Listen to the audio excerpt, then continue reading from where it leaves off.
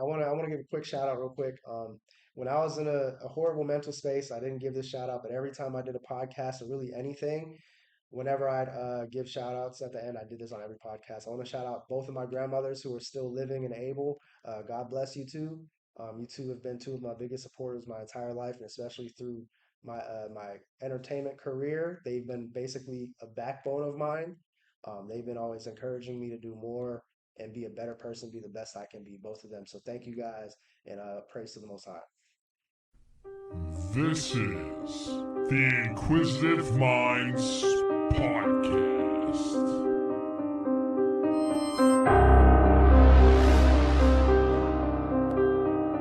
All right, welcome back for part two. So, Joe, tell us, you've been getting into music recently. Yeah. So how that's so I've actually been doing music off and on since 2015 with my first single. What's my the name of your first my single, Joe? first hit single being the song called Santa Bitch, Okay. and it is on SoundCloud under Big Perm One. Big Term Big One. I Perm, love yeah, him. For Santa y'all that Bitch, don't know, Santa Bitch, Joey is in my phone as Perm Jizzle.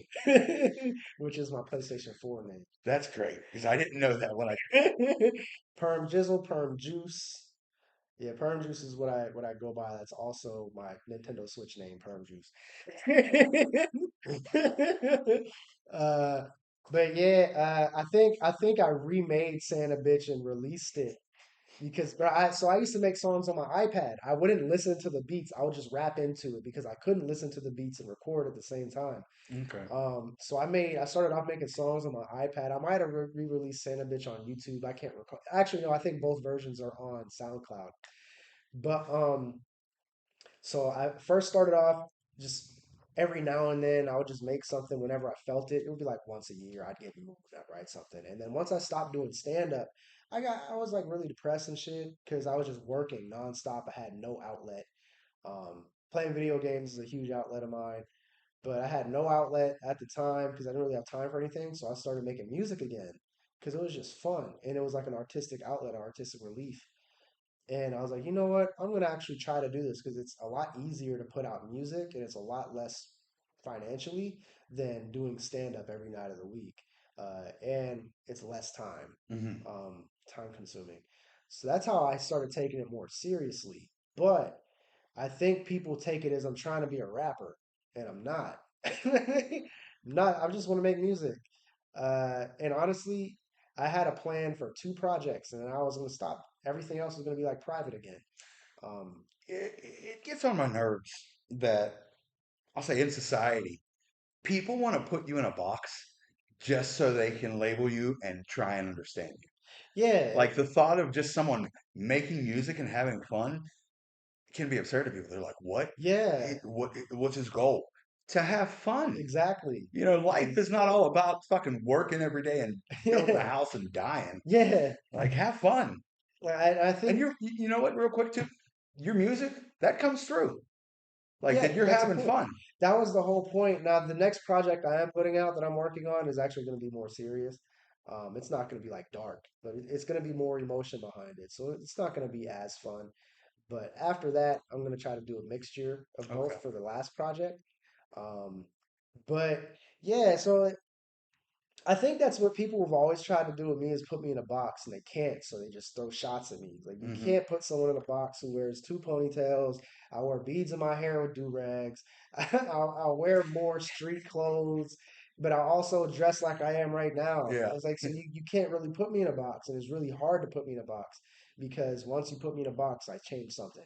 So it's like you can't really, and so I think that's a big reason why people take shots at me because it's really hard to put me in a What they box. don't understand scares them. Yeah, exactly. I don't understand myself. I just do shit.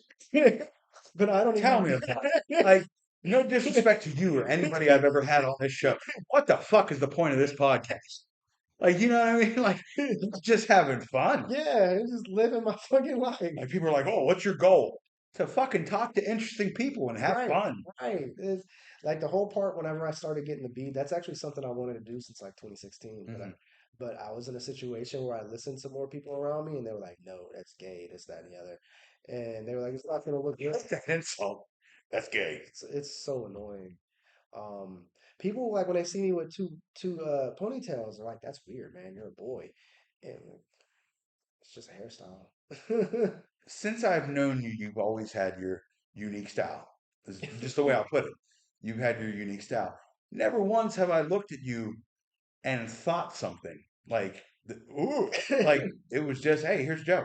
Yeah, I was told by another closer friend who was like, people feel uncomfortable when they're around you because they don't know how to take you, and you're secure with themselves. And usually that kind of stuff brings out insecurities with other people. And I didn't realize it until he said that. I started paying attention to it, That makes a lot of sense.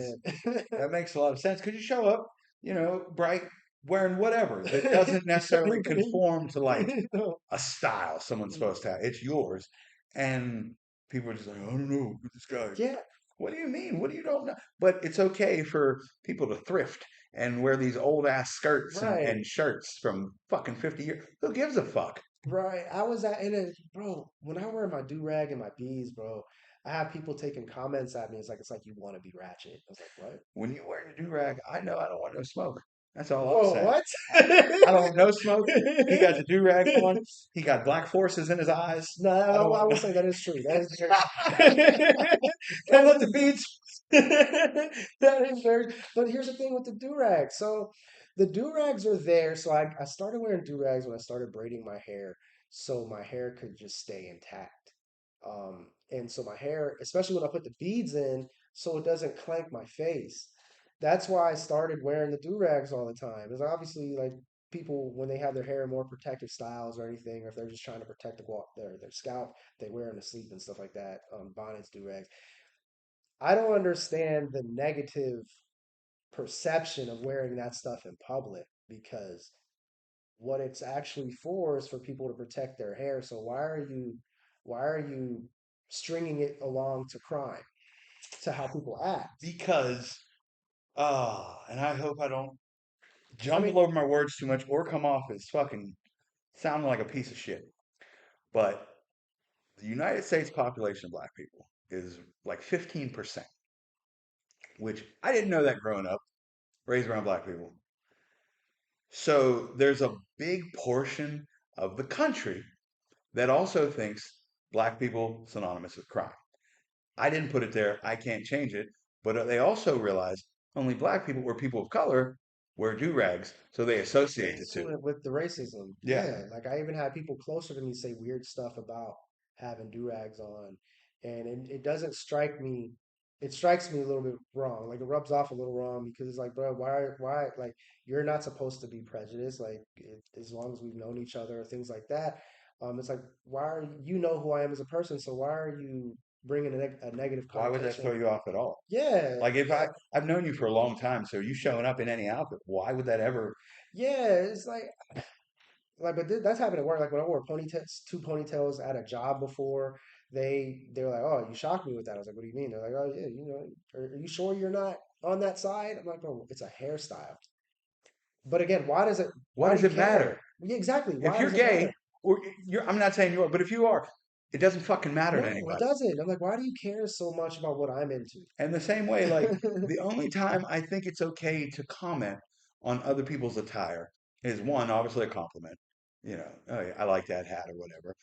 Or two is if it's causing an issue, like your dick's hanging out.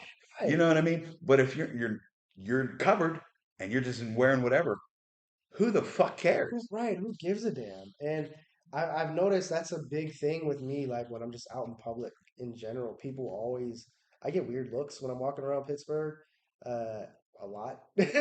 Which would be surprising because on the cover, Pittsburgh's supposed to be so diverse and accepting, but it's not. So, bro, tell me the shit that I've been writing more so recently has been a little bit more on the aggressive stance and political stance of sticking up for my culture. Hmm. And one of the bars I wrote was it's always stronger than hate until it's a black case, Yeah, and which is a fucking fact. yeah. And Pittsburgh, I'm not saying some people look at me and give me weird looks, but people do stare at me, especially when they see the do rag and the beads, because it's not normal here.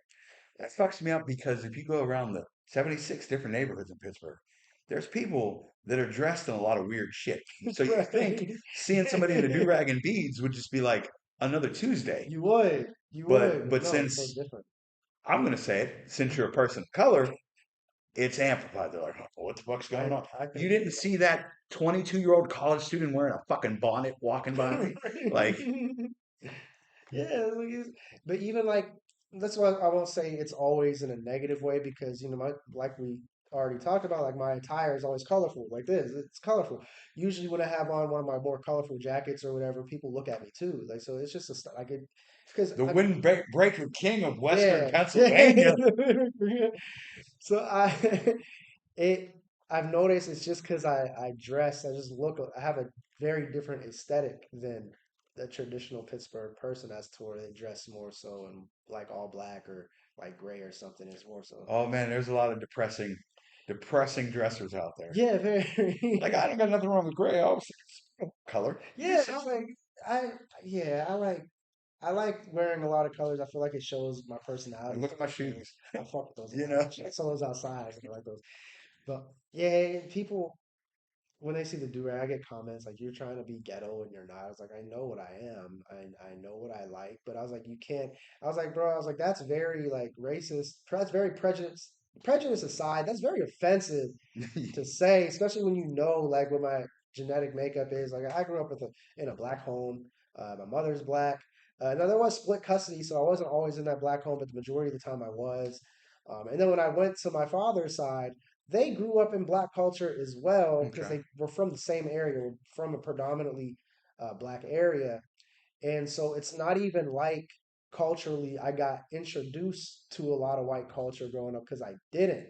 So it's like, no, I'm not trying to be ratchet. I'm not trying to be ghetto. And the fact that you're saying that to me is literally, it's a direct jab at the culture that I come from Hmm. because you're looking at me from a visual sense. And because I don't have a darker skin, well, if you look at my hands, it's not the case.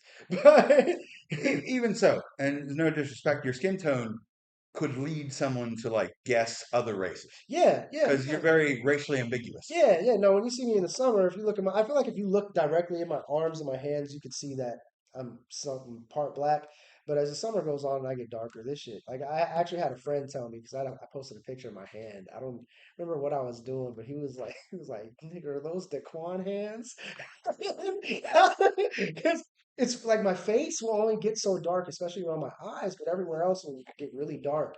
And so it's like you're taking a jab directly at the culture because visually I don't look like I'm supposed to be wearing that through a social norm Hmm. standpoint, through a social acceptance standpoint, because you have some prejudiced social norms in your head and you're projecting that whenever you speak to me directly on things that are culturally accepted for me. That's a wild thought in itself. But then you put that on top of we're supposed to be a more accepting and open community these days, and it makes it even crazier Yeah. because they're wondering, what are you trying to be?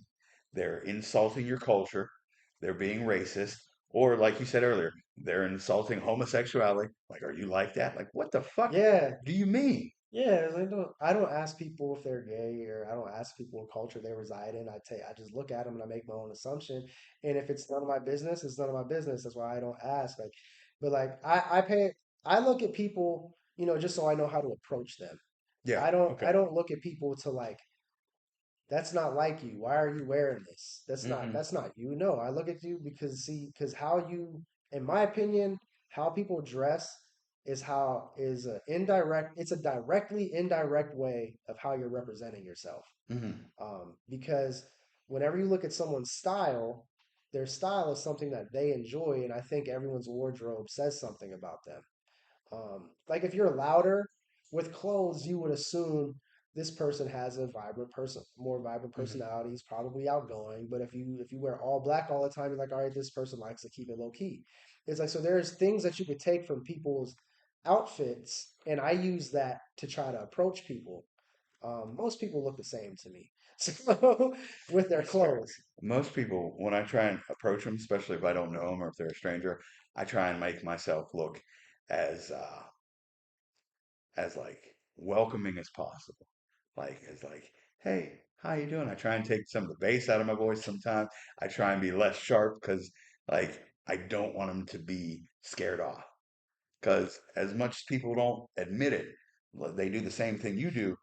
Judge people, not judge, but make an assessment by their clothing and then interact. And if you come up to strangers and you're aggressive and you're big and it's not going to work out. No. Like you've got to adjust yourself. That's the one thing people say. I see it on the internet. Oh, that's just who I am. Well, you're a piece of shit. And if you can't adjust and change it, you're an immature piece of shit. Right. Like, grow, motherfucker. Instead of being, oh, I'm just blunt. No, you're fucking rude. Right. I just tell like I see it. Well, then go fuck yourself. Did you know most people who are just blunt have cases of autism? I did not know that. Yeah.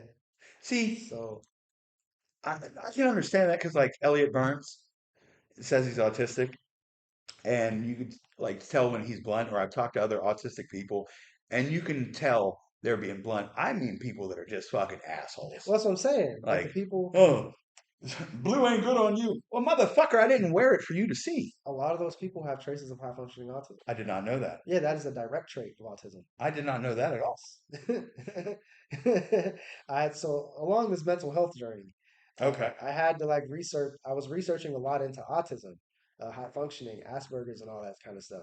And once you start seeing, like, once you really research it and you start to understand symptoms and what it is, and you can't unsee it. Hmm. So, like, there is a long time where I would be like, "Yo, are you sure that person's not autistic? I think that person might be autistic and stuff like that." Because the number is like every 1 in 5, but I didn't know the numbers were that high either. it was something crazy like that. It was like every 1 in 5 or like 1 in 10, but they expect it to be higher because those are just the diagnosed cases. Hmm. So there's a lot of people who are undiagnosed. I was like, so really, it's probably like a 1 in 3. Um, Through my journey, my biggest lesson was that you have to learn how to communicate with people individually. yeah, for Like, sure. and I mean, I guess I didn't think about the autism too much because I just talk to people. Like, I don't change who I am, but I understand if you're not going to get the information this way, I have to change the way I'm speaking to you, or I have to change the way I'm trying to paint a picture for you. And I feel like a lot of people don't do that, and they just go by the, oh, I'm rude and I am who I am. Like, Yeah, we need more growth. yeah. There's a lot of people who aren't autistic who just feel that way, but a lot of those people just happen to be high functioning. Okay. Because like with autism, a direct symptom of it is that they speak what's on their mind because through their perception, they're not saying anything wrong. They're just being completely honest with you. So it might come out like a bolsterous, oh, that great, why are you wearing that? Like it might come out like that, or it might come out more timid, like, yo, why are you wearing that? Through their perception, they don't see anything wrong with it. They don't see it as being rude because they're just being genuine. Hmm. And so yeah, they studies actually show that that blunt friend that you think is, oh, that's just them. They're just blunt, and they're usually high Okay. functioning. I didn't I didn't know that at all. Um, Never thought about that either. There is a thought I've been having recently, and I can't blanket statement for everyone, but it's just what I've seen in my experiences, is that a lot of people will say they are an introvert because they're quiet or whatnot. But when they're around the right scenario or they're comfortable, they're an extrovert. And I think it's because that was like some type of defense mechanism growing up when people were you had to shut down, Yeah. and they start identifying, well, I had to shut down my whole life. I'm an introvert. No, you're not. Like, best example, Stephanie uh, always said she was an introvert. Always said she was quiet. She don't shut the fuck up. I'm not complaining about it, but it's like when people are comfortable and allowed to be who they are, Yeah, they open up. like they open up so much. I wish we would stop trying to shit on other people to make ourselves feel better. Yeah, I agree. I'm a similar way. And I just now realized this, like, because I thought I was an introvert for the longest time. But in reality, it's a comfort thing for me. It's like if I'm in this situation around these people, I'll open up a lot more than if I'm over here. Which for me, it ties back to not being publicly accepted because I was different than Hmm. a lot of people, and so I would get shunned for having different opinions and stuff like that. So I just shut the fuck up. And now that I'm getting back more so in a happy place and all that, I'm like, well, fuck it, I'm gonna be who I am regardless. I'm too old to be doing that anymore. Yeah, yeah, But yeah, no, it's definitely direct. It's tied to a direct trauma from the past. Why most people are like that. Yeah.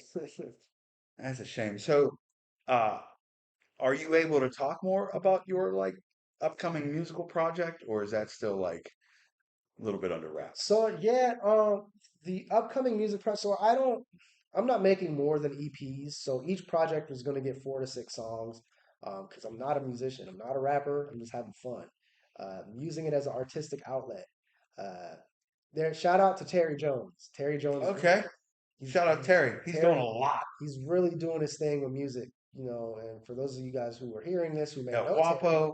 It was one of yeah, his El Guapo singles. was hard. Um, there's a few more. He just released some stuff. Yeah, he signed with a label and Yeah, stuff now. saw that. Yeah, so Shout out to shout Terry. out to T Jones, Doing man. phenomenal stuff. Terry, Terry, for those of you who don't know him, he was a comedian first Mhm. before he really indulged. I don't know if he did music like I did on the low, but before he really indulged in it, he was doing comedy, and now he takes music a lot more serious. It seems, I don't know if this is true, but it seems that that's more of his passion than comedy was. I'm not saying comedy isn't, but And I may be speaking out of turn, but it seems like he's finding success with music he's too signing a much faster. yes, Like yes, boom. yes. I'm happy for the dude, man. I'm happy because Pittsburgh comics, when you stay here, you have a ceiling. When you hit that ceiling, there's nothing left. Nothing left. So I'm really happy for the guy, man. He seems like he's in better mental health now and You everything. know what? I've always liked, like I've been a fan of his comedy. I like his music and whatnot. But what makes Terry Jones for me, especially on social media, love the relationship he has with kids, man. Yeah, yeah, Love the yes, baby Thanos and all that. yeah. I love the relationship. It's Family beautiful guy. to see someone who can successfully juggle family and different career ventures. Right. He's And very impressive in that. I like how he makes jokes about his kids, but he doesn't punch down at them. Yeah, Like that's great, man. All respect to T Jones, man. I gotta I gotta learn about that because I punch down on my kids sometimes in the show. I probably would too. Like I I, don't think it's easy. I don't I think was doing a show and I told them I just had a baby and I was like, don't clap for that little bitch. She can't even hold yeah. back. Got a great laugh, but I was still punching down at my baby. Right, right. I think in some cases, like people understand, and even if the child were to see it, I think they would get it once they get to a certain age. But Terry makes jokes in like a very wholesome way about his There's a kids. difference between highlighting and exploitation, Yeah, and he exactly. highlights. He highlights, I yeah. like it a lot. I love Terry, man. Terry's a great dude.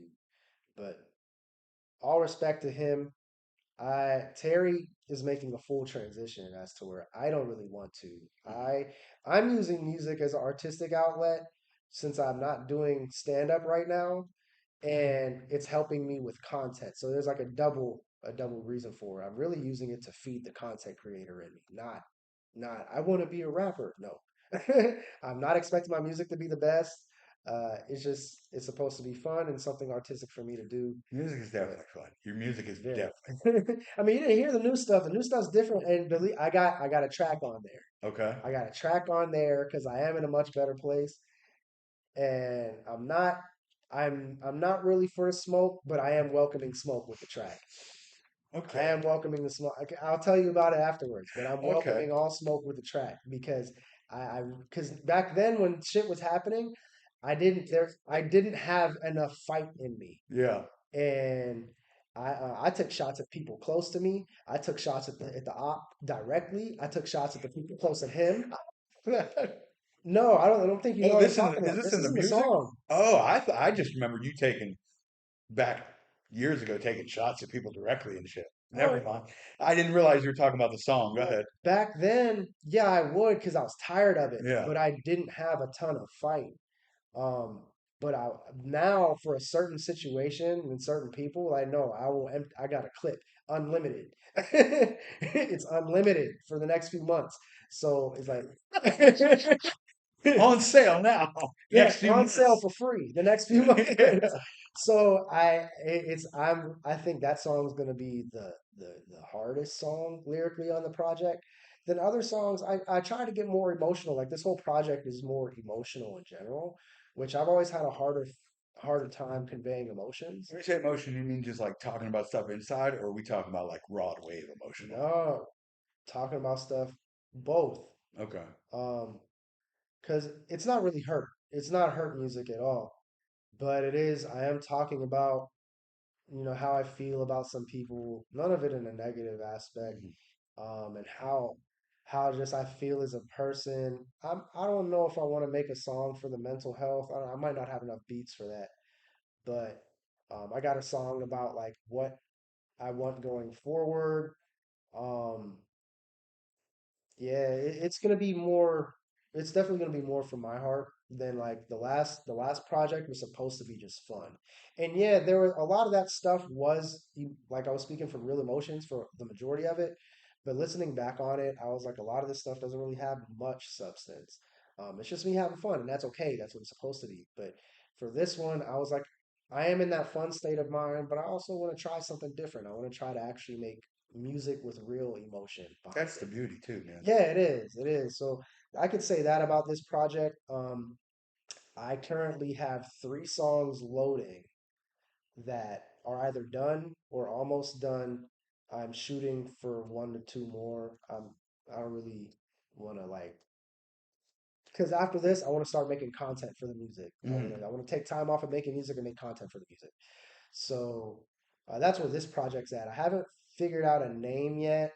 I thought of different things. One that was actually on the ride up here, but I forgot it unfortunately, because that's what I was like. Yeah, I kind of like that, but I don't know. But yeah, it'll come together. I'm hoping for a June release. Okay. June release. I'm looking forward to it. Um, you want to talk more about your content creating? Because Yeah. you've been creating content for years now Mhm. with success, ups and downs. So Right. you recently had some more significant success. Yeah, so I started really taking content seriously. So I was doing it for years, but I wasn't taking it seriously. I was making like 15 videos a year. And it would be inconsistently a year. So it'd be like this year I'd make like 15, the next year I make like 4. Like so it was like I wasn't really doing it. I would get urges to really do it and then I would just like no, but from the very first video I made back in high school, I was like, this is what I want to do for my life. Like this is it. Like the first video, I felt it. I was like, this is what I want to do. So in 2020, 2019, late 2019, early 2020, I was like, I have to I want to make it work, so I want to try. Pandemic happened, I lost my job. 5 days later, I had my first video hit a mill, and it never really slowed down. Hmm. Like that summer, I got off track. I slowed down, but I got into a bad mental space, and so I picked it back up that fall. I was going crazy that fall. I hit 100,000 and I stagnated because I never went as hard as I did that year. The next year, I had similar momentum, but I got thrown off, and then I was moving at the time. I was going through a lot of stuff, a transition, so I didn't really hit the videos like I did. But I've had at least last year was the worst. I didn't really make any content at all last year because I was going through a lot. Tell me about Yeah, it. you were going through a lot of shit too. But every year since I've started making content seriously, I went viral every year. Even with a lower amount of videos made, I basically this is sound a little cocky, but I kind of know it's to be true. But I know when I really start trying to go viral, I'm gonna go viral. Talk your shit, Joe. It's just because every time I get into a groove, I start getting my numbers back. But then what happens is I kill my own growth, which I was told by a close friend a few months ago. She was like, "You got to stop doing. You do that a lot. You'll get momentum and you stop, and you kill all of your momentum." And I've looked at that all year, and I'm like, I got to stop that for sure. So last year, ever since I've had a viral video every at least one every year since I started taking it seriously, but I've had at least 1 million view video every year as well, besides last year, Hmm. because I didn't really do it. But every year where I really put stuff out, I got a million, which I try to take everything as a sign. Like I would tell myself, no, you ain't supposed to do that, man. And then boom, I start going viral. I tell you what, though, Joe, if you tell yourself you're not supposed to do it, but then a million people see something you do, And that's whenever like I was like, okay, I need to like the signs are there. You need to just keep doing it. That's my issues, consistency. I was like, I need to keep hammering at it because I can clearly do it. Every time I really get in the groove, I have something that pops off pretty big. mm, And recently, I had a video It actually got the most views I've ever gotten. So my first video stalled out at like 2.2, 2.3 million. Mm. The video I just uploaded, I wish I could say a sentence like that. My first video stalled out at 2.2. so My most watched TikTok clip is stalled out at 4,002. no, I saw, oh, TikTok. I was Yeah, going to say, I saw one like 6,000. yeah. I think the most I've got on Facebook is like 6 or 7,000. So my most recent like viral video, by definition, got 2.6 million and, Congratulations on and it, by the going. way. Thank you. And it's still getting numbers, but I was at a point where I thought I was done. I was like, I'm never gonna get anything that gets like above 200,000 views again. I was like, there's no way. And because I lost a lot of confidence in myself with a lot of things, I've been gaining a lot of stuff back. And Just a side note, real quick. Some of the shit we've either joked about, like especially me, you, and Andreas, when we've been together, if somebody would have filmed it, I think some of that shit would have been definitely, I think about just something. because of the absurdity. And go ahead, just carry on because I have another question. But Oh, I was gonna say, yeah, I think about stuff like that all the time. Like if we were being recorded at certain times, like something would have put it popped on the cash. that. Yeah, the gang shit. Still sad. But yes, I thought I was done, and then I had a video. It's my most viewed video to date, and this is going past the video I had shared on a platform and all that. Like that platform, it has 10 million viewers, 10 million followers. Like this is going, it surpassed that. It surpassed the other video, and I was like, all right, I'm not done. I was like, I just got to keep it up and just basically reinventing myself because it also came at a point where I'm just the best content for whatever you're doing you have to have fun. If you're doing it because you're like, man, I think it's not going to work the way you want to. From what I understand, for a while on TikTok, you were in like a niche. Yeah, Did that, you think, stall your growth? for a minute. Okay. I'm feeling the effects of it right now to where I'm actually a little bit frustrated with TikTok because I am in a niche, a Dragon Ball niche, an anime, but more so Dragon Ball niche. And the thing is, Dragon Ball hasn't really been dropping anything. The last episode that was aired from Dragon Ball, at least in Japanese, because we got it like 2 years later. The last episode that aired, and I saw it when it was the last episode, was in 2017. They Mhm. haven't dropped anything outside of like two movies. And so I've ran out of content because it's hard for me to come up with content because I've done so much. And I don't just sit at home just watching anime or really trying to study Dragon Ball. Hmm. I got other stuff I'm trying to do, so I can't. The people that comment on your videos are the ones that are studying Dragon Ball and shit. They're like, Yeah, I they're can't the like, ones who are going crazy. Yeah, and like I enjoy it. yeah. And this ain't a knock to like. There's a lot of very cool people on that page that I communicate with. I follow back. We talk and all that. But like, it's hard for me to keep that production up because I have to really watch it and read between the lines, and it's hard for me to do that anymore. I'm like, I have a question. It's a piece of advice I'm going to ask you for anyone listening. It's just when it comes to content creation, it can get so frustrating because you craft a video that you have points, you have a script or what have you, things to say, and you work at it, filming angles, all that gets right, and you get 2.2 million views. But then some lady will film a duck slipping off a curb, and it'll get like 5 million views. What advice would you give to people that are struggling out there? don't look at that stuff. Make what you want to make, and whatever feels natural. Because all creators say that. Just make what you want, make whatever comes to mind, and do it. I'm not saying don't do that, but I will say if you feel natural doing it and you really like what you were doing, push it, Hmm. keep pushing it, and evolve with it. Study your content, see what didn't work, look at possibly why it didn't work, fix that going forward. Look at something that worked and take the things that were different from the ones that worked to the ones that didn't work, and then do use that going forward. And then, but at the first and foremost, make sure whatever you're making feels natural because if you're forcing it, the audience can tell, and you're going to stress yourself out if you're forcing it because you're going to be like, it's not working. It has to work. Why isn't this working? And you're going to stress yourself out. You're going to get frustrated and you're going to quit. But if you're just making it and you have low expectations for yourself, you'll naturally just keep churning content because you're not worried about it. This episode has been sponsored by Goat Grinder. Right now, go to goatgrinder.com, enter in IM20 to get 20% off your order.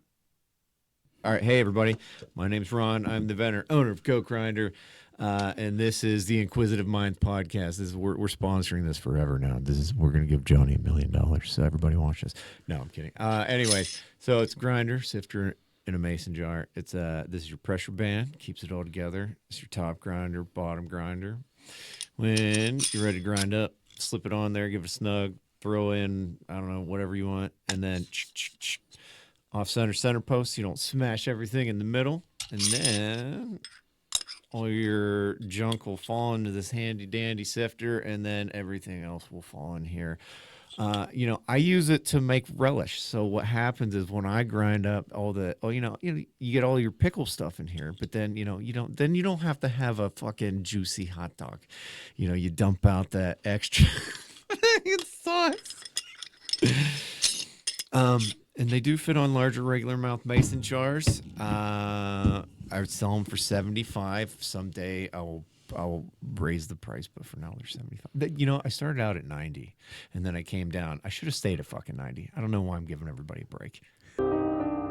Getting the numbers, you're just having fun. It's great advice. And here's the thing: out of my videos, I only had 3 videos hit 1 million, but with my inconsistency, I'll take the dub. So, out of those 3 videos versus the several I've had go viral, the 3 videos that got over 1 million, one of them was halfway scripted, 2 of them were not scripted at all. Okay. It was just in the moment. Even the one that was halfway scripted, it was a sketch. It was in the moment where I was just having a lot of fun with it and I went off script. I was adding things. The product that ended up going viral was not supposed to be the original product. I remember the night I was writing it, I was like, I don't know where to go with this. Let's just see what happens. Mm-hmm. And I started recording it and I did have an ending, but I was like, no, I'm going to push it. And because I was adding lines in there, just doing stuff, having fun with it, that video was my largest, 2.2, 2.3. And then I had a video, I was on stream where I was messing with this guy. Um, he was messing with me, but I was also messing with him. That got like 1.2. Mm-hmm. And then the video that I just uploaded like a month ago that got 2.6, yeah, I was playing video games. And You do a Twitch stream? yes, I do. Uh, More Real so quick, now. quick. Before we go on, promote yourself. Shout out your channels and where the people can find you. If you just want to see a lot of fuckery, you can go to my Twitch. It's JoMarius underscore JoMarius underscore. Um, Follow me on Instagram too. Same thing. Uh, and you'll just see a picture of a guy with beads in his hair. Light skinned dude with beads. I'm making that face. That's the face I'm making, and the beads are. So yeah, that's me. So yeah, Instagram, YouTube, and really on everything. I'm JoMarius on everything: TikTok, Instagram, YouTube, Twitch, Facebook. JoMarius Purse. Um, Time for old guy questions. Because I don't understand Twitch all that much. I get that you're like live streaming video games. How's that work? Like, can you just break that down for an older fellow like myself that doesn't quite understand how that works? so what specifically are you asking? Like, how are you streaming yourself and the TV or whatever console you're on? Like, I Okay. don't understand. Yeah, so if you want to stream like video games or like a game on your computer or whatever you're doing on your, because you can be doing anything. Um, it's the same way. Like if you want to play a game on your computer or if you're reacting to videos on your computer, if you're doing anything on your computer, it's the same. It's a little bit different when you're using a console though. But if you're doing it off the computer, the settings are the same. So when you're doing from console, you have to have a game card. A common game card, the most common, it's probably an Elgato video capture card, which plugs into the console and it'll via HD cords. It plugs in one into the computer, or that's more so like the power cord. It'll plug into your computer, Then one plugs into your console, and then there's like one more. It'll either plug in directly to your computer or it can plug into your TV, whatever you want to play on. You just got to buy one of those, and you're good. But you have to use the most common streaming softwares, I believe, are OBS Studio or OBS Streamlabs. Okay. And I use Streamlabs, but there's a setting called video capture or screen capture. Mhm. That's how you record from whatever's going on your screen.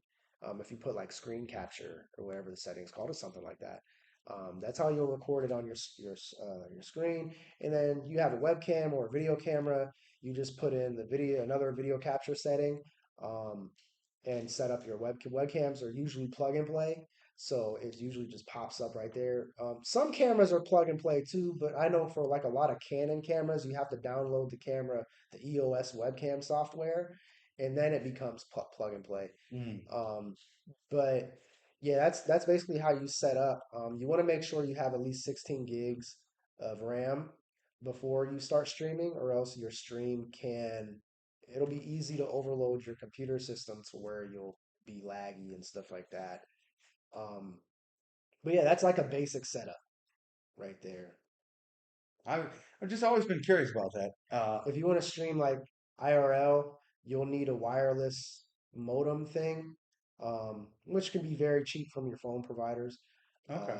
That they offer Wi-Fi wherever you're at, so you can hook your camera up to it or your phone, whatever you want to stream to. And just live Your stream wherever laptop. you're at Yeah, there. you live stream Okay. wherever. Yeah, um, that's actually what I'm moving into because I want to move to IRL streams. For those of you that don't know IRL, it's in real life.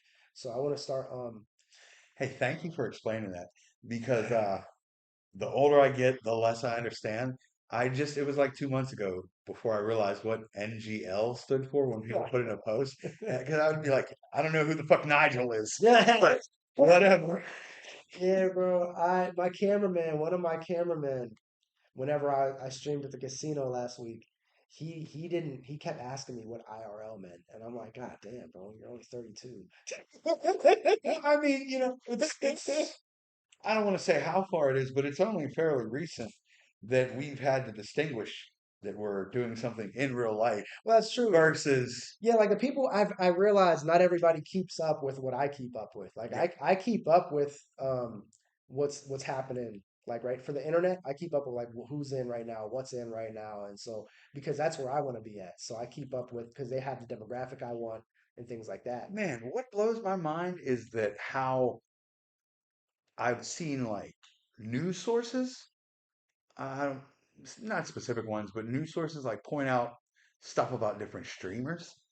Yeah, Like, bro. what's this guy's name? Kai? I was gonna say Kai Cenat. I just seen so many posts the last few days about how he spent Elden 24 Ring. hours and all Yeah, this boss dying. Kai, bro. Congratulations to him because apparently he just beat the boss. I Kai. read that on an update the other day. Kai is a fucking monster at streaming, bro. He has to be. And his career he's still working. And Hmm. he's probably at peak Kai, at least. That's what it looks like, because he's still where he's at. He's only like 22. So he can get bigger than where he's at. But right now he's starting to cross over into the mainstream world. He was just on stage with Nicki Minaj a few weeks ago. Wasn't he in a WWE WrestleMania No, thing? that was Speed. Oh, that was That was Speed. Speed. I Okay. love Speed, man. Hey, Speed's funny as fuck. I don't know all the streamers. I love Speed, bro. Speed's funny as that's my favorite streamer. That's more to the point But though that they're crossing over into other yeah, things that so people wouldn't know from. right, exactly. To where streamers, in my opinion, are the new superstars. They're gonna be. Before the different fights, I was, I'd say almost completely unaware of the Paul brothers. Just to use an example, like, but now that they have boxing matches and things like that, it's like, wow, they're Right, relevant, not off the computer, I right. guess is the way Yeah, I'll put it. yeah. Yeah, YouTubers, they're still the wave, but they really were the wave like when I was in college and stuff. They're still the wave, like Mr. Beast is like the hottest, largest entity right I now. don't like the fact that Mr. Beast, his videos, still wrangle me in. I get upset by that because I'm trying to do stuff and I'll be scrolling and it'll be a 20-minute Mr. Beast video about some dude living in a circle for 3 days.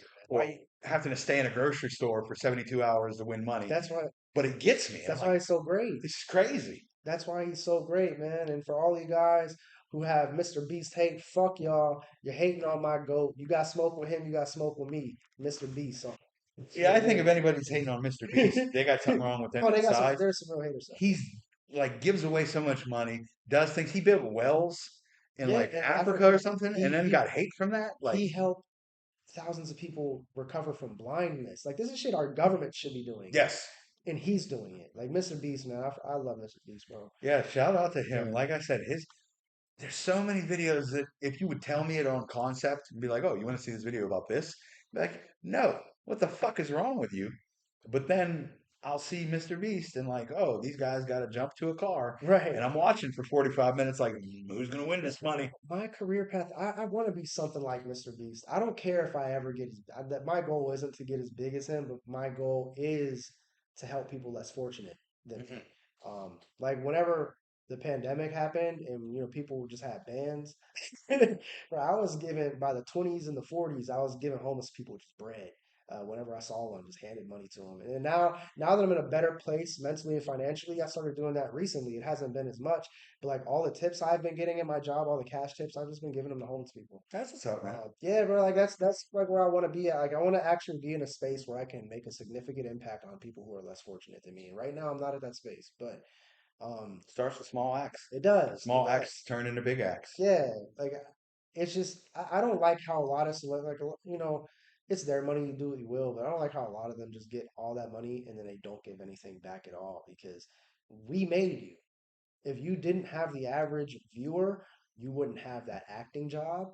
You wouldn't have your subscribers. Hmm. You wouldn't have your followers. You wouldn't have those people viewing your shit if you didn't have us.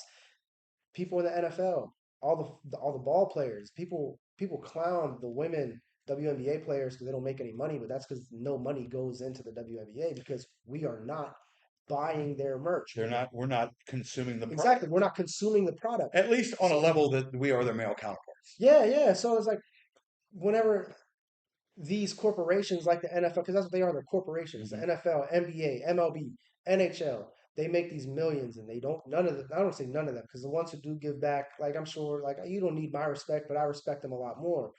And But you know what? I'll be honest. There's a lot of people who give back uh, that aren't necessarily looking for the shine. yeah, there are, So there's a they give ton it like that that. quiet, Yeah, yeah, and which I respect. that's cool. That's cool. But it's like the people who don't give back anything whatsoever, it's just like, bro, like if you didn't have us, people like us buying your jerseys, buying your tickets, buying bobbleheads, any kind of merchandise, Whatever it towels, is, watching your whatever, podcasts, pennants, watching podcasts, listen to your arguments on first take. right, you wouldn't have a career Hmm. if it wasn't for us. So the least you can do, whether it's have a food drive or something like that, you can do it because you have the money. Like if you have a food drive, it's not going to hurt you too much. No, You don't have to a toy drive. I've organized a food drive myself. Yeah, bro. I'm dead broke, but I gave out 27 turkey dinners one year for Thanksgiving. If I can do that, Right. any NFL player can do Exactly. that. Any. Exactly. Food drive, toy drives, donations. Like I said, it doesn't have to be in the public because there's a lot of musicians and shit. They do stuff in the Hmm. private.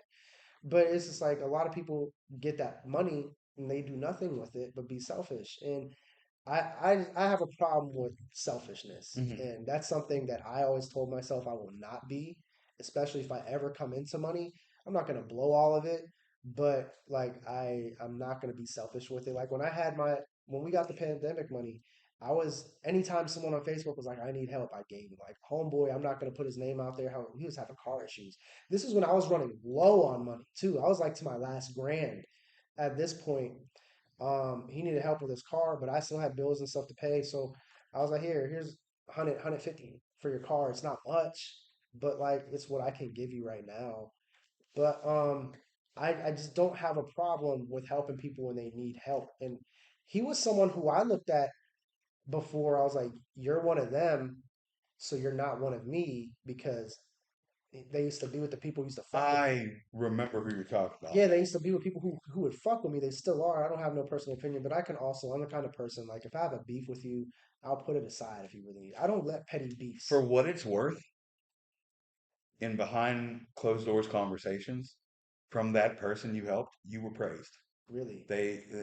Yeah, Oh, that's cool. they said the right things about how you helped them. I did, and that's nor here nor there, but just I couldn't help much, and I'll do it again, bro. If I could the do it help again, you I will. gave to that person was genuinely appreciated, and they were very grateful. Yeah, cause like I said, I never really had a problem with the dude, but I don't like when it comes to a little petty beef, I'll put that shit aside 10 times out of 10. Like, I wouldn't let that get in front of someone's well-being. Like, even if we were to fight, like, we fight sober. Like, whether I win or lose, it's over. I don't care. Like, we're It's so, 30% bullshit. I'm yeah, not fighting anybody. yeah, man, he can get smacked any day. Hey, Like, cutting this out. but yeah, bro, I don't like how people will let those little petty beefs get in between something. Like there was a guy locally I knew said he would shoot me.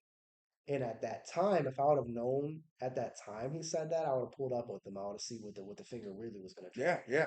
But I didn't know it. But even at that time, I was still willing to put the bullshit aside if something serious was happening. Me and him are good now. But it was just like some yeah, I don't even got that in me. So many of these, disagreements or beefs come from like ego, Yeah, for sure. and not necessarily like one side or the other. It's just someone feels like either they're better than you or you're getting something they deserve. They talk a little shit on the side for no fucking reason because it just makes things worse. Like, I don't know, man. I'm doing my best because like I'm in a similar situation. I'm doing my best where I'm trying to put like beef and shit like that behind me. Grown man don't need it. But then when someone like got a little smoke, I'm like, yeah, what we do? Yeah, facts. Oh, you gonna do What's the that? point? After shock? Right. Like, Yeah, I don't like to get into those situations anymore. But I'm a lot better, except with one person. There's one person we won't be good. That's just I mean, I think we all got one specific person or another that it just shit ain't never gonna be okay. yeah, yeah. No, actually, I have three. Okay, It doesn't matter what you say to me. that's fair. I don't care for you. There's no going back from. No, Yeah, there's no there's going certain back. things that you can't go back No, I mean, there's one person specifically who I do like. There's no going back, but I have animosity towards you. I tell you what, this has been the cleanest, messiest podcast I've done. This ain't nobody been named. I love it. Nah, I don't, and this thing, like, I don't care because I'm not even really going into perspective. I'm not slandering anyone's character. I'm just saying, from my perspective, this is how I feel about that person. But I don't care to slander people's character or anything like that. I think in the long run, it just makes you look bad as a person. Like Yeah, and then it becomes problematic. bro, there was a comic. So I used to do this. I used to do this where I would go on podcasts and I would air shit out. And I was in a bad mental space. I was like, well, it's fuck me to them, so it's fuck you. I have an upper hand now. Which, to be fair, is an understandable feeling to have. Yeah, yeah. Now looking back on it, I don't regret it, but I was like, damn, bro, I definitely learned from it. And now I see a comic. There's a specific comic I see. He'll have inexperienced people on his podcast, and he'll even edge them on to to say things he Oh, knows. that are detrimental to themselves Yes, and can and hurt themselves, and good they in don't the even future. realize They it. don't realize it. He edges it on. And I'm like, bro, I can't. Actually have a problem with that because it's like, regardless of how you and I may feel about each other, it's like, bro, you know what you're doing. You know better. Yeah, Doing it for juice because you like it and you can. But keep it off the camera yeah. because you can hurt these people. And but okay, it's not. Hey, it's not mine. He's giving them the opportunity to damage themselves. Yes, and And instead, like I think when you have guests on, the most important thing is the guest to me. yeah, So yeah, you don't want them to make themselves look bad. right. And That's just my opinion. especially when you're asking them to put themselves in that hole, it looks 10 times worse on you Oh yeah. because you Like if started. I ask you a question and you spill your guts, that's on you. But if I ask you a question and I'm like egging you on, if I'm like, so I heard you were hurt by someone. You want to talk Right, about that? You're yeah, like, fine. But if I'm like, I heard John Smith cut you and you called him a racist, what did you do? Like that's fucked up. right, Like I yeah, don't think you should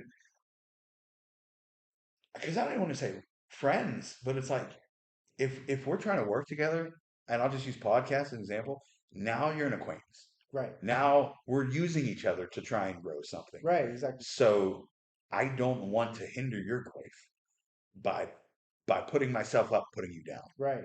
It's Yeah. crazy. Right. I think a lot of people, a lot of times, I think when people do that, they don't realize what they're doing. Hmm. In the moment, they don't realize it, and so it is hard to like to hold that against someone, especially when they don't have somebody there. Excuse me, especially when they don't have somebody there telling them to let themselves be aware. Like they could be doing stuff and not realizing, but they don't have anyone in their corner to let them know, like, yo, hey, you might want to stop this, or you might want to like double check on how you're doing this. Hmm. So it's hard to like hold some people accountable in that sense, especially when you don't know the situation. But for the people who knowingly do that, it's The fucked up. Yeah, the best thing I can say too is like you can't change how people are going to ask questions or react to you. No, you So can't. just be aware and don't let yourself get caught in those pitfalls. Facts. Because it's easy, especially when it's one on one. You can be fun, joking. Yeah, maybe 5 people might see this, or it's the one that goes viral, and a Right. million people seeing you be a huge cocksucker. Right, like especially like when it comes to drinking alcohol on podcasts, like if you do want to do that, you cannot get too loose because you will say some I shit. mean, mention drink champs again. You see some people get too loose on there Yeah, and say wild shit that negatively impacts them. You got to keep your wits about you. yeah, and like so to comment to anyone who goes on podcasts, if you want to have a little sip, keep it at a little sip. Don't take a gulp. Anyone can be beneficial, but not everyone is going to be your friend and look out for Exactly, your best interest. exactly. And I think that's nice. Like in a world where, well, this is the world where we're all trying to get to where we In want a world. in a world. Like we're all trying to get to the same place, which all of us are trying to get to a place where we can financially be stable off doing what we love. And it's fucked up that some people will try to allow someone to tear themselves down or try to put them in a situation where they'll tear themselves down and not realize it just because it can potentially help them get gain. Hmm. And I think a lot of those people who do that, I don't think they ever go far. I think it was Johnny Lee Damn who said something to this effect, and if I'm not quoting him, but it's be careful who you step up on your way up because you're going to have to interact with those same people On on the the way way back down. down. You know, like there's space for everyone, especially now in the world we live in. There's fucking space for everyone to have their own voice, to put out whatever content they want. There is literally no need, unless that's how you're building your brand, to shit on people. Right. And the person you're talking about, I know he's not building his brand to shit on people. I'm not talking about anybody specifically. I know some of the situations you're referencing and the types of people. Uh, the ones that I know of aren't building their brand off of shitting on people. It almost feels inadvertently. Like I've seen people do it where someone will say something that's very detrimental and they'll get a kick out of it. You know what I mean? Right, Like, yeah. ah, ha, ha, ha. You just called out 1.2 billion people on the planet. Ha, ha, ha. Right, yeah. It's like, whoa, that's not helping anybody. No. I don't know. I guess, Joe, before we get out of here, because this has been a great interview, you've talked a lot. I want to ask you, you mentioned music and some other skits about what else is coming in the future for you. Mm. So future plans, I am going to start streaming IRL consistently. I'm working on collabs, so we will be doing stuff. Um, just putting out more short form content and trying to be more consistent with that than I've been. Um, I do have two more music projects I want to put out, although the one is pretty shaky because of what I do want to do in the fall. It's another transition. But as of right now, the next music project is hopefully is coming out in June. It's going to be more emotional on my side, more of my real emotions put into it. Um, Still on a mental health journey. I've dropped 20 pounds within the past Congrats. like month. So yeah, that's cool. Not at my goal yet, but almost to my goal. Um, and just taking care of myself. So you might see a Joey that's built like Andreas in the future. No, no, no. If he's built like Andreas, he better be glad he doesn't want to smoke it. No, I can't see myself. Andreas fucking ripped. Yeah, I don't aspire to get like that at all. like I said, my man is a comic who walks around like a D1 athlete. He does. I swear to God. But yeah, those are the two big things, mainly just content streaming. I'm gonna have YouTube drop soon. A lot are gonna be in collaboration with this guy here. Um, and we mentioned Andreas. Andreas, my guy, uh, FTL Fetty. He's a musician. He's gonna be in some. A-Lo, Oh, that's right. yeah, A-Lo. Shout out to Frankie Gold. He's another musician. He's in some of the stuff too. Uh, so yeah, definitely just a lot of internet drops that I'm hoping to be able to provide over the summer and start the new chapter of my life in the fall. Also, it's a wide variety of content. It is. Uh, I got music content coming too, like video music content. So there's a lot of content that I want to churn out, but ultimately I've realized that if I want to be a content creator, I got to do it. So Joe, to me, you've always had a very fascinating and unique take on things. Um, with comedy, with just being insightful. You ever thought about a podcast? And you know, not all podcasts have to be an interview, but have you ever thought about like doing your own podcast and even just talking about stuff? well, I have, but I never really got too far with the thought because I don't know how to carry it on. Okay. And I've noticed I work best when I have someone else to go off of. So I don't really want to do a podcast by myself. Um, and then where I'm at right now, I'm not really in the space to where I want that extra workload. Hmm. Because I'm working more hours in my job now too. Everybody sees the fun. Yeah, everyone sees This shit is hard. nobody wants to see the fun. Nobody wants to put the work in. Like this is like hours when you're making different kinds of short form content. You have to put the brain power in to come up with it. How you want to shoot that? What's it going to be like? Then you have to shoot it. Then you have to edit it, which is the thing that takes the real time, the editing. And then like I'm trying to move into streaming. Streaming is a few hours at a time. Then I got to take that stream and then I got to take the clips from the stream that I want to upload. So it's like those two things alone is like a part-time job. You know what, too? I want to take this time to publicly thank you for all the help and advice you've given me throughout the years on just recording, editing, all the tips, all the improvements I've made. Most of them have come from you, actually. So thank you for always being there and always No helping. problem, anytime. I have the mentality is like because we came up in the same scene. You saw how people were here. They didn't want to give information to certain people. They didn't want to help people out. Which is absurd. Yeah, at every level too. Not even the ones who were on our level at the time. The ones who were at the higher level didn't want to give people information. They wanted to put people down, hoe us out of rooms, threw dirt on our names when we were just trying to get some shows going. Like that's happened directly to me. Bro, real quick, too. And That's all. What? Just trying to get some shows. yeah, Just just trying to trying to get some get out stage there. time. Yeah, yeah, like and people at every level just hated So much like, fuck you. I just for want to tell what? some jokes. For what? Yeah. Exactly. And so they would hoe us, but one of the people who used to hoe me was always like, there's enough for all of us to eat. You don't act like it. But now that I'm on that side, I see there's enough for everybody to eat truly. And I don't have a problem. Like people hit me up. Not too many. I think a lot of people are scared to talk to me here. Like, So you've always been intimidating to other people. Um, and part of it is because, like you said, you know who you are. Even when you were struggling, you didn't give that off to an outsider.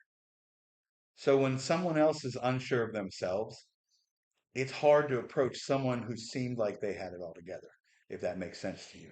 there were even times where it wasn't. Like at the very beginning when I started to learn things, I'll never forget this because this was one of the weirdest things that happened to me here. It was a Black History Month show at a barbershop. I would have been like the first comic to like do that here. I would have been the first to do it Yeah, here. yeah. And it was for Black History Month because there's a lot of Black history at barbershops. Uh, and my flyer was hard. I remember that flyer. And I remember that show. And my first thought was, man, I wish I could be on there, but I'm glad I'm not because I'm not Black history. there was someone in the comments, another comic, tagged Marcus. And I didn't get this because nobody was on the flyer but me. It was my face, my name. Someone tagged our friend Marcus and was like, "Who made this flyer?" And I was like, "Why wouldn't you ask me? Marcus doesn't know who made this flyer." The person who made that flyer lived in like Yugoslavia or whatever. She lived in Eastern Europe. I was like, why would you tag another comic who isn't even on the flyer? He was on the show. I don't think people knew at this time though, because this was the first time I unveiled the flyer. Why would you tag someone else and ask who made the flyer instead of just asking me? It was like it was just weird. Like people do stuff like that to me here. They'll see me doing stuff and then ask someone else how to do something that I'm doing. I don't know why. It seems like they don't want to acknowledge No, that you're doing something that they like and want to do too. no, it makes no sense. And like there are some comics that I just openly tell, like I'll just give information for free. I don't care. You don't even have to initiate conversations sometimes with me. We can be in a conversation. I'm like, yeah, whenever you're doing this, just make sure you do this. Because this is how you actually do it. The answer's not there, but this is how you do it. And like I gave comedy club emails away. Um, just to people, I'm like, hey yo, hit this club up. They're trying to get spots. Or if you want to try your spot, hit this club up, man. Random messages, no context. I would just do that to people. But yet people will not ask they will not talk to me about like how to get any career advancement. And then I'll have some friends tell me like, oh yeah, so and so hit me up about this. And I didn't know what to tell them. I was That's so crazy like, because it just always seemed to me, case in point, where I've just come to you directly, ask the source. yeah. Like, you're doing something I don't know how to do. Hey, how the fuck do you do that? I'm not gonna be like, yo, anybody know how Joey's doing? Like, ask him. Or like it'll be like someone who I helped directly do something. They got the information from me. It's like they'll ask that person, and that person's like, I don't know why they just don't ask you. There's been times where people have asked me something and I've given them a little bit of what I know, and then I'm like, but Joey will explain that better to you. And I know for a fact, None of never them hit you have. up. None of them. Never hit you up. I don't know why. Like I'm a free encyclopedia. You, yeah, like you're working, you're entertaining, you're not like mean, you're approachable. People just, I don't know. Yeah, I don't know. I don't like I said, I don't have a problem with giving away free game. Well, that being said, Joe, when we go to close this out, I'm going to ask you for a piece of advice. Doesn't have to be about anything specific. Just what piece of advice would you give to a listener out there right now? Don't hold yourself back. This is what I live by. Don't hold yourself back. If there's something you want to do, do it. If you how I'm really big on being yourself at any given moment because when you're not being yourself, you're being fake to yourself and you're not being the best you can be. I'm big on trying to be the best you can be. This is kind of corny, but I I I really look up to Ash Ketchum because even though it's a fake character, Ash Ketchum never backed down. He always tried to be the best. Whether it didn't matter if he won or how he won. He's like, if I won by a field goal, I won. Um, so it's like that character, how he's written on his moral values and his drive and all that. I've always looked up to something like that because that's something I always wanted in myself. And I was taught when I was younger by grandparents, like, just be yourself. The right people will accept you. Always be yourself. Don't be someone else for anyone else and treat people how you want to be treated. Those two things, when you're being authentic and you're treating people how you want to be treated, unless you want to be treated like a piece of shit, then like ultimately tenfold. I'm a huge believer in karma, and tenfold you'll get that poured back onto you, and it'll result in a better quality of life. Whether you want to be an entertainer, if you want to be an accountant, just do what you got to do and do it in a respectful manner and be the best you can be at whatever you're trying to do. And also be a student. I learned this from Peyton Manning. I used to look up to Peyton Manning too. Peyton Manning was a student of the NFL where he would spend hours in the room studying. He's probably the smartest player ever. Naturally, I don't want to say naturally, but as far as like book smart about the game, probably the smartest player, if not the smartest quarterback. Um, he was a student of what he wanted to do. So whatever you want to do, whether it's fishing or if you want to be a CEO, study how people have done it before, and you'll naturally put your own spin on that, and you will inevitably do it yourself. Whatever it is you're trying to do. So if you want to be a great father, if you want to be a piece of shit father, if you want to be a CEO, you want to be the president, you know, astronaut, various things, whatever it is, just be authentic, do it in a respectful manner, work your ass off, be a student of the game, and you'll inevitably succeed in whatever it is. That's what I've realized. And if you always try to evolve, of course. That may be one of the best pieces of advice we've got on the program. Really. And I'm a little upset that you made so much sense with Ask Ketchum. I expected that to not make as much sense as it did, but Ash don't got no bitch in his blood, big No, dog. you don't. That man. Is the way we'll say it. And he's doing it with an electric rat. That man tried to punch a psychic phenomenon. Like, Joe, thank you for coming on the program, man. Phenomenal. Good luck with everything in the future. And guys, check him out. Until next time. I wanna give a quick shout out real quick. When I was in a horrible mental space, I didn't give this shout out, but every time I did a podcast or really anything, whenever I'd give shout outs at the end, I did this on every podcast. I want to shout out both of my grandmothers who are still living and able. God bless you two. You two have been two of my biggest supporters my entire life, and especially through my entertainment career. They've been basically a backbone of mine. They've been always encouraging me to do more and be a better person, be the best I can be, both of them. So thank you guys, and praise to the Most High. Beautiful words, Joe. Thank you all for listening. This is the Inquisitive Minds Podcast.